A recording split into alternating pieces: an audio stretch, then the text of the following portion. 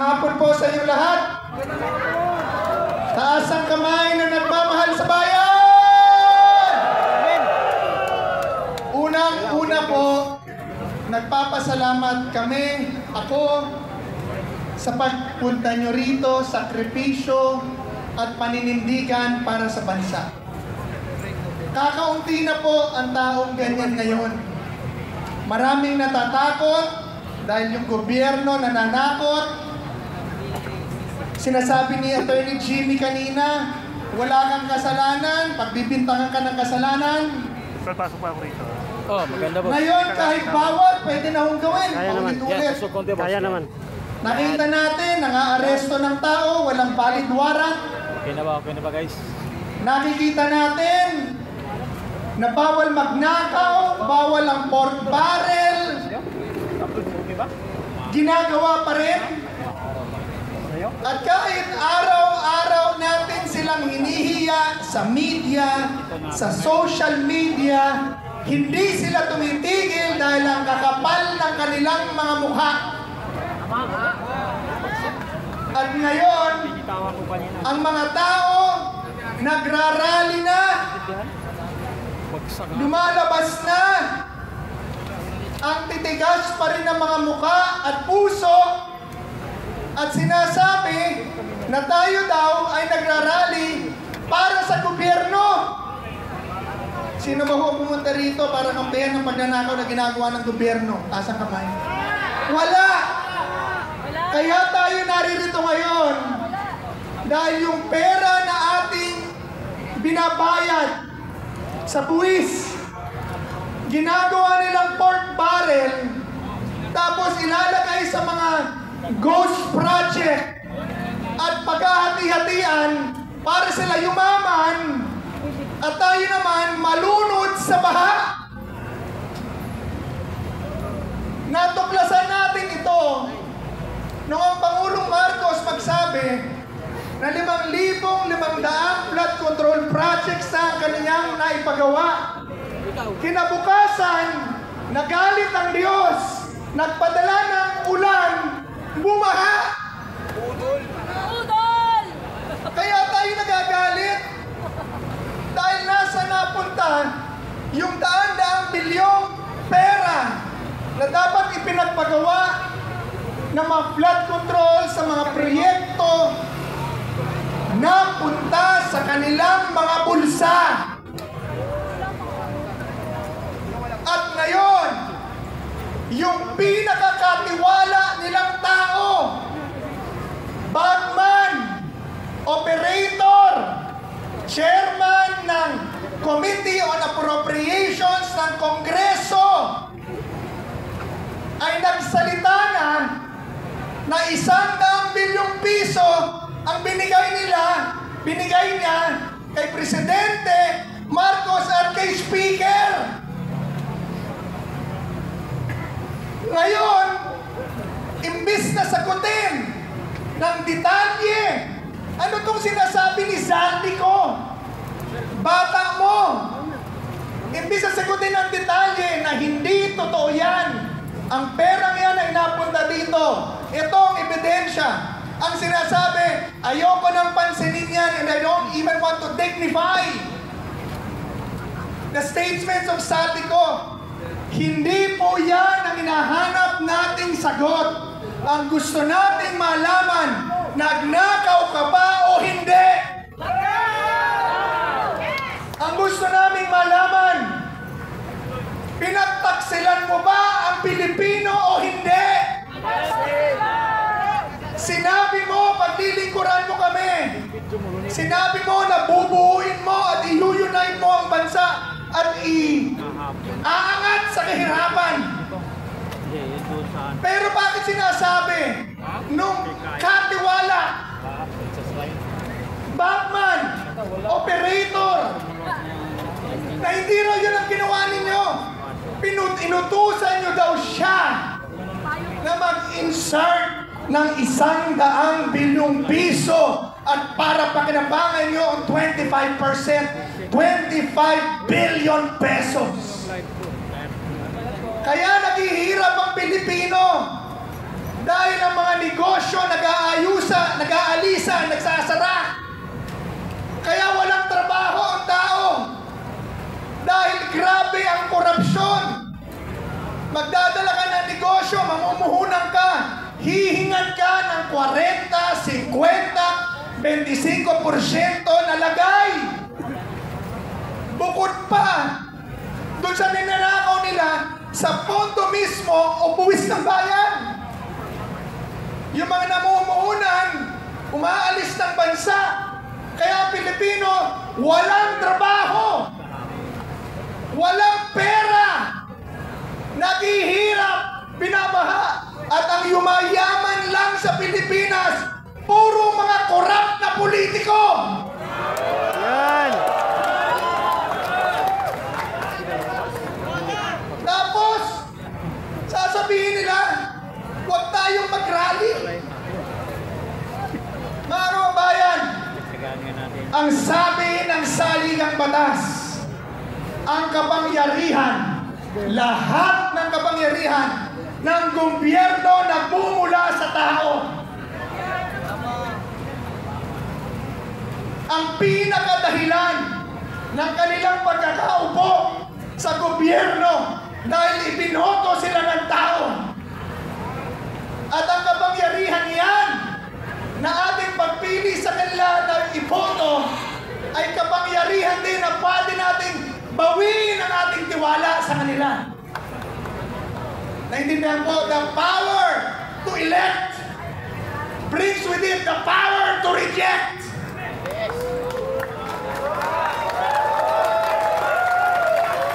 Ibig kong sabihin,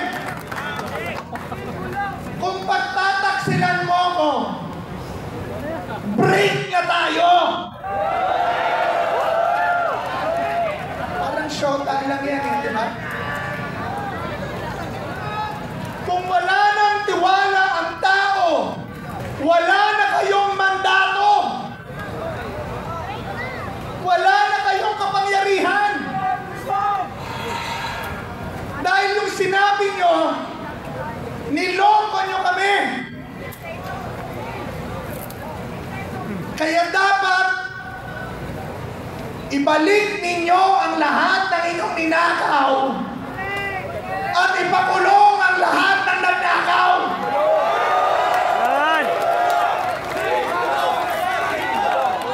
Yan po ang sinabi ng batas. At kung meron kang hiya at natitirang dignidad sa iyong pagkatao, kung wala ng tiwala ang taong bumoto sa iyo, umalis ka na dyan! Umalis na! Gusto ko pong linawin sa inyo na walang legal na patayan, na illegal or unconstitutional ang manawagan ng resign. Wala! Dahil doon mismo sa saligang batas, nakalagay na pag nag-resign ang mga pinuno, merong pumapalit kaagad. Kung bawal magsigaw ng resign, edi dapat inilagay sa batas na bawal mag-resign. Hindi naman. Makapal lang ang inyong mukha at mahilig kayo ng bendalo.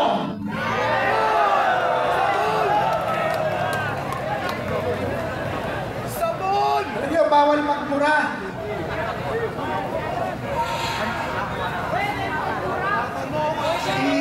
Magmumura. O hindi, pastor ako.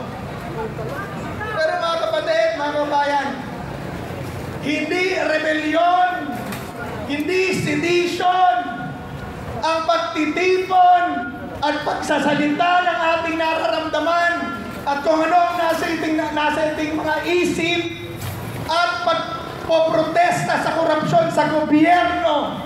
Ito po ay hindi rebellion, subalit isang reforma para sa bayan na sinira na nila.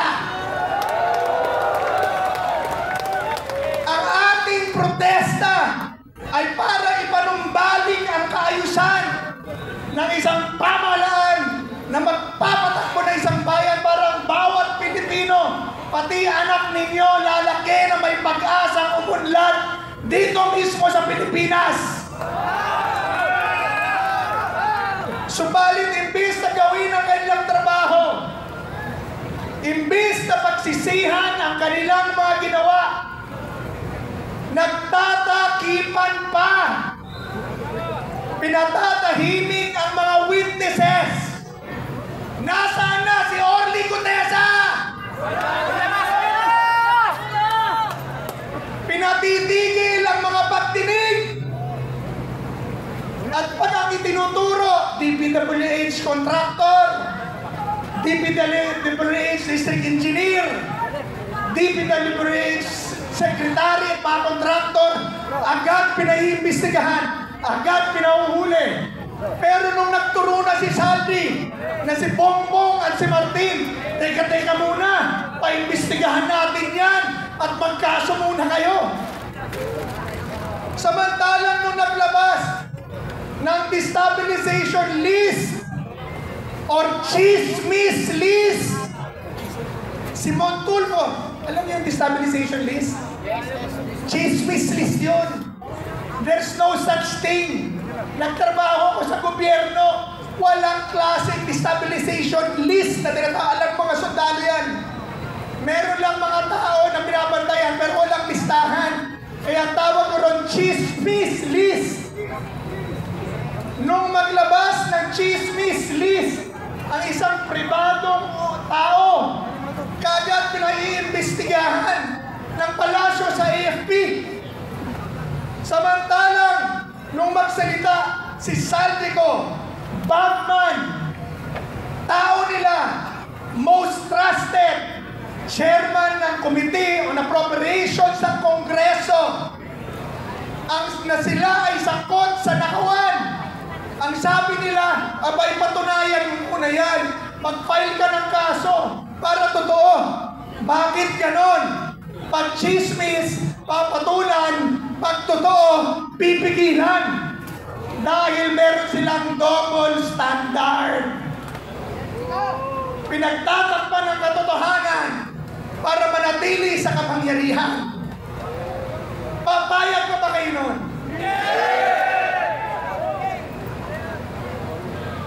Buntutan ko ng konti sinabi ni Jimmy. 2013, kasama ang bansang Pilipinas, kasama ang Iglesia ni Cristo, kasama ang mga Ebanghelyo at mga Katoliko, pinangunahan po ng inyong lingkod ang pagsasamba at pagkikwestiyon ng legalidad ng pork barrel system, PDAF at DAP sa Supreme Court. Nanalo po tayo sa kaso, 14-0, tinawag na Belhica ruling. Bawal na ang pork barrel sa budget. Akala natin noon, makakawala na ang ating bansa sa manipulasyon ng mga politiko at pagnanakaw sa budget. Ang hindi natin alam, unti-unti pala nilang ibinalik ang sistema at ngayon, lumikha na ng mas malaking monster na ang tawag natin ngayon, flood control scandal. Bawal na ang insertion dun sa ruling ni Belhica. Pero ngayon, bilyong-bilyong piso ini-insert sa budget. Bawal na, ginagawa pa. At nais ko pong ipaalala sa inyo na pag binasa niyo ang kasaysayan na sa tuwing pinagtataksilan ang taong bayan, tumatayo ito upang ipaglaban at bawiin ang kanyang kasarinlan. At sa isang mapayapang pagkakataon at pamamaraan, napapaltan ang namumuno sa kahit na anong bansa. Nakita natin noong 1986, nagtipon-tipon ng mga Pilipino, napaltan ang Reming Marcos Sr. Nakita natin 2001, nagsama-sama mapayapa ang mga Pilipino, napaltan ang korap na pagpresidente. Nakita natin sa Chile, sa Indonesia, at sa iba't pa parte sa Amerika, Tuwing nagtitipon-tipon ang Pilipino, ang tao, nagkakaroon ng pagbabago. Kaya po tayo ngayon. Bilang pangwakas, yan pong ulan na yan ay padala ng Panginoon Diyos para tayo ipagpalain dahil bibigyan tayo ng katagumpayan ngayon. Mga kabatang kababayan,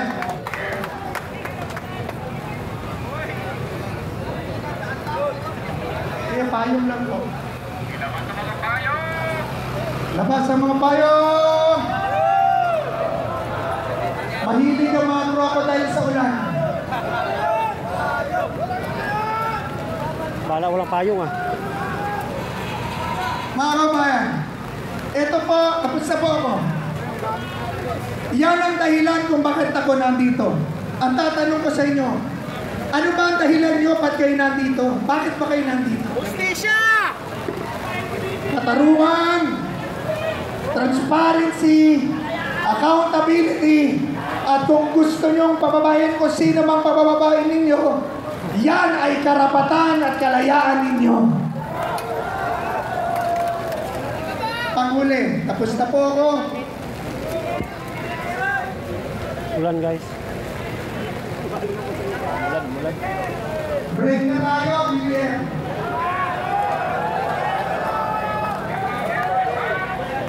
Ayaw mo mag-resign, okay lang sa akin na wala akong gagawa. Pero yung wala na akong tiwala sa iyo, break na tayo, akin yun. Walang masama na. Ang ating pong hinihingi, ilabas niyo ang lahat ng dokumento at hayaan niyo isang malaya at bukas sa investigasyon. Pangalawa, ibalik niyo po ang lahat ng pera na inyo pong ninakawan. Pangatlo, yung mga nagpo-protesta sa korupsyon, huwag niyong harasin, kasuhan at takutin. Hayaan lang yun! Naasan ko ng malayang Pilipino! Malaya kami! Sa aming isip, puso at bibig! Huwag mo kami pigilan at kalayaan namin ito. Ito po, gusto kong pakiusap at naririnig ng ating mga kasundaluhan. Ako po ay isang sundalo. Ako ng national hero na sundalo. One of the most decorated Philippine soldiers in the Philippines, Colonel Antonio Banta. Mahal ko ang sundalo. Pero, para hingian nyo kami ng tao, maraming para talaga makita nyo at marinig nyo Bala ulan. Hindi kalimutan ko talaga yung payong. damdamin ng tao. Kalabisan na po yan. Social media time na po ngayon. Kung gusto po ninyo malaman ang tunay na damdamin ng Pilipino, mababasa nyo sa social media at media.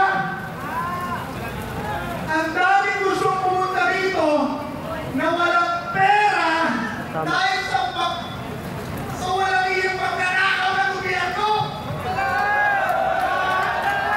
Ang daming gustong pumunta rito pero natatakot dahil tinatakot ang gobyerno. Kung gusto nyo po malaman tunay ang damdamin ng tao, basahin nyo ang media at social media, malalaman nyo na. Maalala ko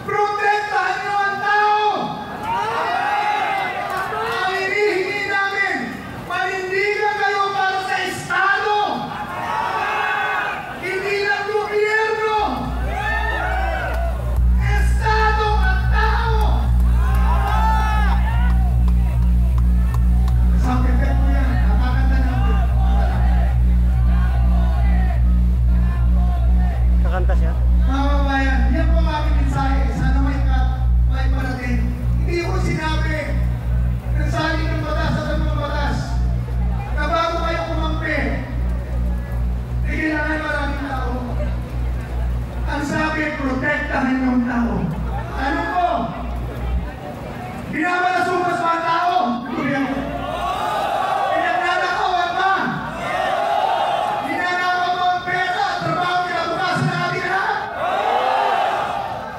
Sino mas malakas? Gobyerno o tao? Sino ang kailangan ng proteksyon? Gobyerno o tao? Saan ang galing ang kanilang kapangyarihan? Sa gobyerno o sa tao? Eh, nasaan kayo?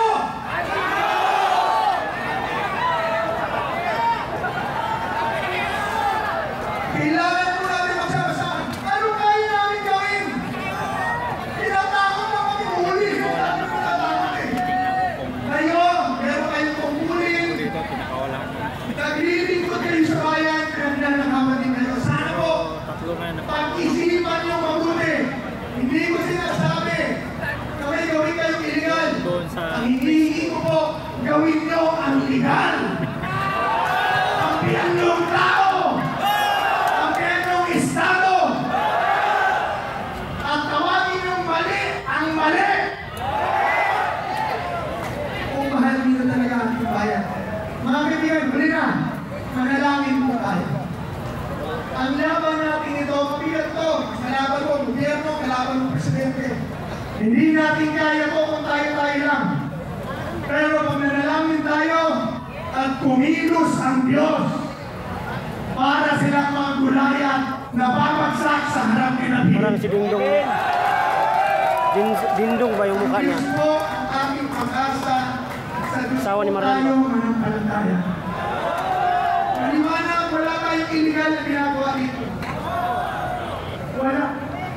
Kahit anong niliyot, kahit anong kulay, iisang Pilipino. Manalangin po tayo.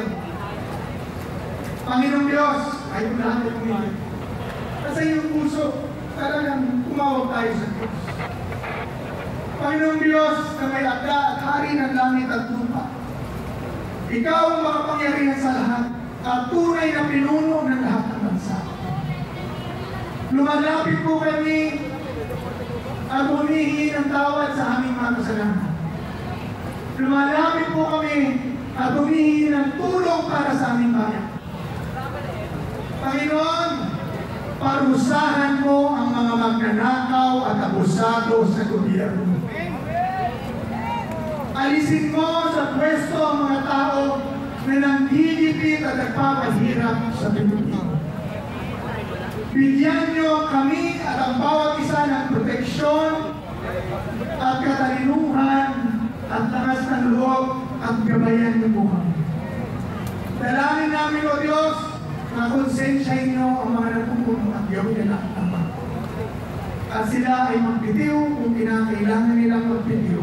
At hayaan na magkaroon ng pagkakataon ang aming bansa na magkaroon ng bagong kaayusan na magpapaunlad sa aming buhay. Sa iyo kami umaasa, Panginoon. Lahat ng tao rito, wala pong masasaktan, walang magkakasakit, walang mamamatay. Ang pulis at sundalo, inyo pong ingatan, pagpalain, bigyan ng katalinuhan. Wala po kaming inaaway, kami po ay nagpuprotesta sa kanila. Salamat sa pagkakataon at inihiling namin ang ulan na iyong patigilin at paratingin ng mga tao na mapupunta rito. Sa pangalan ni Jesus, lahat ay magsabi na, Amen. Maraming salamat po. Boy, Pilipino. Salamat, Pinoong ex-chairman ng PECC of Alfredo Benchika. Maraming salamat po. Alam mo, mas lalong namumulat ang mga Pilipino. Ipagpatuloy natin ang ating laban. Magpapatuloy ba natin? Magpapatuloy ba natin? Eh? Ayan. Sa galing attendance ngayon, umuulan, i-check natin to. Ang INC! Ang mga JIL! KOJC! Ang mga kapatid nating Muslim! Ang mga